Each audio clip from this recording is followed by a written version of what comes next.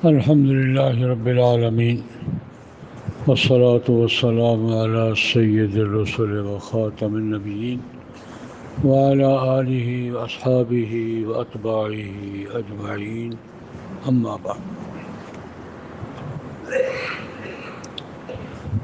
ام المومنین حضرت عائشہ رضی اللہ تعالیٰ عنہ ایک واقعہ بیان فرماتی ہیں، بخاری شریف کی روایت ہے۔ ایک موقع پر جناب نبی کریم صلی اللہ علیہ وسلم کو یہ پریشانی لاحق ہو گئی کہ گھر کے معاملات میں کوئی کام کیا ہے تو یاد نہیں رہتا تھا، اور کام نہیں کیا خیال ہوتا کہ کر لیا ہے۔ تو کھانا نہیں کھایا، کھانا کھا لیا نا، کھانا کھا لیا ہے، تھوڑی دیر کے بعد کھانا نہ ہو گئی، پھر تو آپ نے کھا لیا ہے۔ گھر کے معاملات میں، آپس کے معاملات میں کوئی کام نہیں کیا ہوتا تھا، یہ یاد رہتا تھا، یا کر لیا ہے، چھوٹی موٹی باتوں پر بھول جانا۔ اس پر نبی کریم صلی اللہ علیہ وسلم پریشان رہنے لگے کہ میں اللہ تو پیغمبر ہے، ہماری بھول تو کوئی بات نہیں ہے، لیکن پیغمبر کی کسی بات پہ بھول بہت بڑا مسئلہ بن جاتا ہے۔ حضور پریشان رہنے لگے۔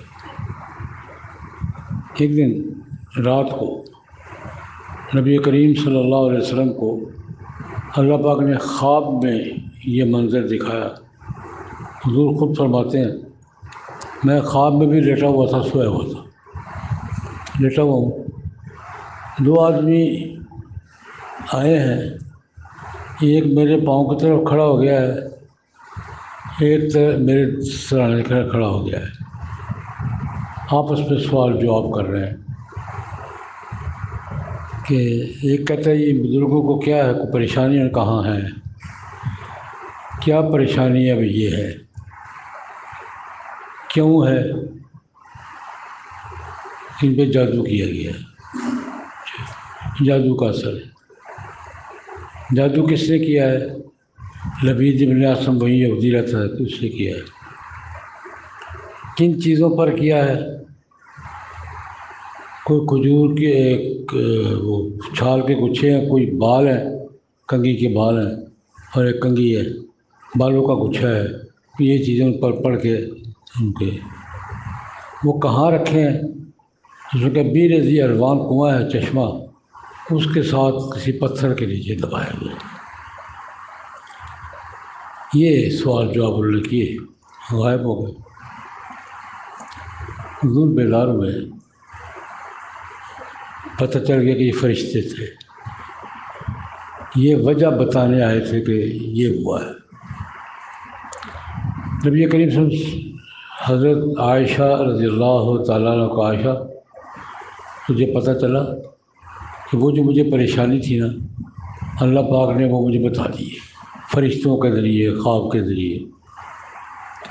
حضور اٹھے، ایک دو ساتھی ساتھ لیے، وہ جو جگہ بتائی تھی بیر ذی اروان، وہاں پہنچے تو فرماتے ہیں کہ اس کا جادو کے اثر سے پانی ایسا ہو گیا تھا چشمے کا، جیسے مہندی دھوئی ہوئی ہو، اور بہت بڑے درخت تھے۔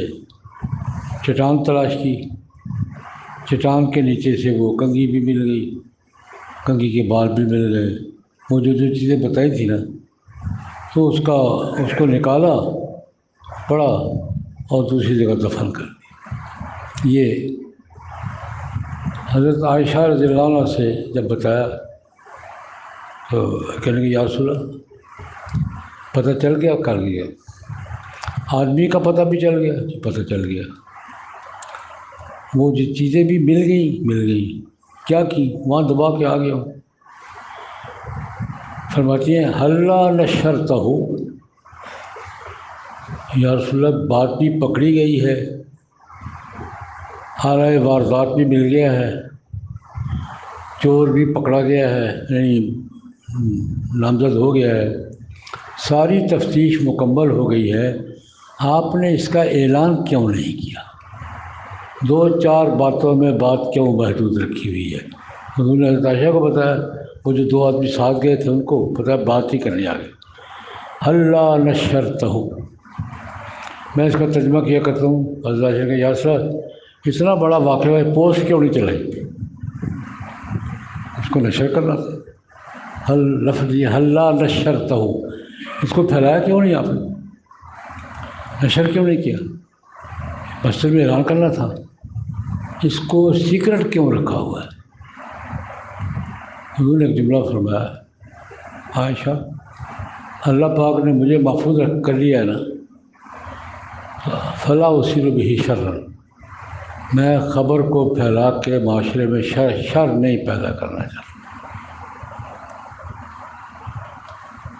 یہاں ایک بات پہ عرض کیا، خبر بالکل صحیح ہے، تفتیش ہو گئی ہے، بندہ سامنے آ گیا ہے، واردات بھی پکڑی گئی ہے، اور ٹارگٹ کون ہے؟ جناب نبی کریم صلی اللہ علیہ وسلم۔